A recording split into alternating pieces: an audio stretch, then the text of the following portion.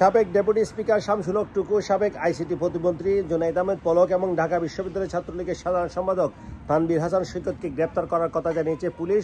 তারা আত্মগোপনে ছিল এবং সেই অবস্থা থেকে তাদেরকে গ্রেপ্তার করা হয়েছে। রাজধানীর খিলক্ষেতে নিকুঞ্জা আবাসিক এলাকা থেকে তাদের আটকের কথা জানায় police. Dhaka metropolitan DMP media and public relation বিভাগের অতিরিক্ত উপকমিশনার ওবায়দুর রহমান তিনি নিশ্চিত করেছেন এবং তিনি বলেছেন, বুধবার 14 আগস্ট রাতে গোপন সংবাদের ভিত্তিতে তাদেরকে রাজধানীর খিলক্ষেতে নিকুঞ্জা আবাসিক এলাকা থেকে গ্রেপ্তার করা হয় এবং তারা সেখানে আত্মগোপনে ছিলেন এবং রাজধানীর পল্টন থানায় দায়ের করা একটি মামলায় তাদেরকে গ্রেপ্তার দেখানো হয়েছে। আপনারা জানেন, গত 5 আগস্ট ক্ষমতাচ্যুত প্রধানমন্ত্রী শেখ হাসিনা ভারতে চলে যাওয়ার পর বাংলাদেশে আওয়ামী লীগের অনেক নেতা আত্মগোপনে চলে গিয়েছিলেন এবং আওয়ামী সরকারের অনেক মন্ত্রীও আত্মগোপনে চলে গিয়েছিলেন। এর আগে গত মঙ্গলবার সাবেক আইনমন্ত্রী আনিসুল হক এবং সাবেক প্রধানমন্ত্রী শেখ হাসিনার বেসরকারি বিনিয়োগ এবং শিল্প উপদেষ্টা সালমান এফ রহমানকেও গ্রেপ্তারের কথা জানায় পুলিশ।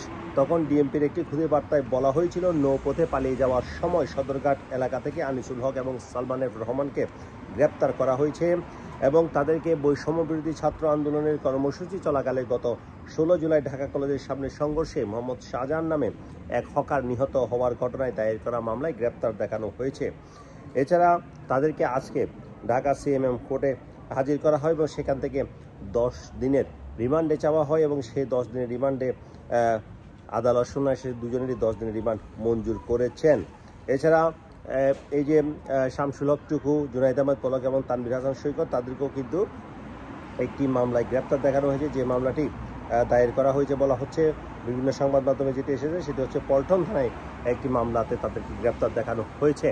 এখানে বলে রাখি, গত 5 আগস্ট যখন ছাত্ররা বৈষম্য বিরোধী আন্দোলনে শেষ পদত্যাগ করেছিলেন ক্ষমতাচ্যুত প্রধানমন্ত্রী শেখ হাসিনা এবং তারপর পরেই সরকারি কর্মকর্তা, অনেক পুলিশের কর্মকর্তা কিংবা আওয়ামী লীগের মন্ত্রী এমপি তারা অনেকে আত্মগোপনে চলে গিয়েছিলেন। সাবেক পররাষ্ট্রমন্ত্রী যিনি হাসান মাহমুদ, তারও আটকের খবর আমরা পেয়েছি, যদিও তিনি সেনাবাহিনীর হেফাজতে আছেন বলে বলা হয়েছে। চট্টগ্রামের সাবেক সাংসদ এম এ লতিফ, তিনিও সেনাবাহিনীর হেফাজতে আছেন। এছাড়া অনেকেই সেনাবাহিনীর হেফাজতে আছেন বলেও জানিয়েছেন সেনাপ্রধান ওয়াকারুজ্জামান। তিনি বলেছেন, অনেকের হয়তো জীবনের নিরাপত্তাহীনতা ছিল, সেজন্য তাদের কাছে আশ্রয় ছিল, তাদের কাছে আছে, তবে কয়জনকে আসলে তাদের মধ্যে আছে সেটি জানানো যায়নি। আপনারা জানেন, গত 6 আগস্ট দেশ ছেড়ে পালানোর সময় শাহজাহান বিমানবন্দরে পলককে আটক করা হয়েছিল, কিন্তু আজকে আবার পুলিশের সে সময় তাকে সেনাবাহিনীর হেফাজতে দেওয়া হয়েছিল, কিন্তু আজকে পুলিশের পক্ষ থেকে জানানো হলো তারা খিলক্ষেতে নিকুঞ্জা আবাসিক এলাকায় আত্মগোপনে ছিলেন এবং সেখান থেকে তাদেরকে আটক করা হয়েছে।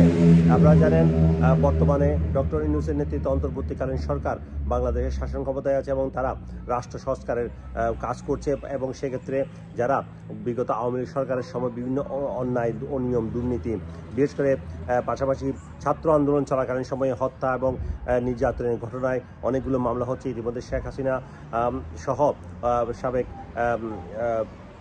যিনি সেতুমন্ত্রী ছিলেন আওয়ামী লীগের সাধারণ সম্পাদক ওবায়দুল কাদের সহ পুলিশের ঊর্ধ্বতন কয়েকজন কর্মকর্তা সহ বিভিন্ন জনের নামে আন্তর্জাতিক অপরাধ ট্রাইব্যুনালেও বিভিন্ন মামলা হয়েছে এবং এসব মামলায়ও আরও অনেককে গ্রেপ্তারের চেষ্টা করছে এবং সরকারের পক্ষ থেকে, অন্তর্বর্তীকালীন সরকারের পক্ষ থেকে বারবার বলা হয়েছে, হত্যাকাণ্ডে কিংবা অনিয়ম দুর্নীতিতে জড়িত যারা ছিলেন তাদের কাউকে ছাড় দেওয়া হবে না। Sarwar Hossain, top news, London.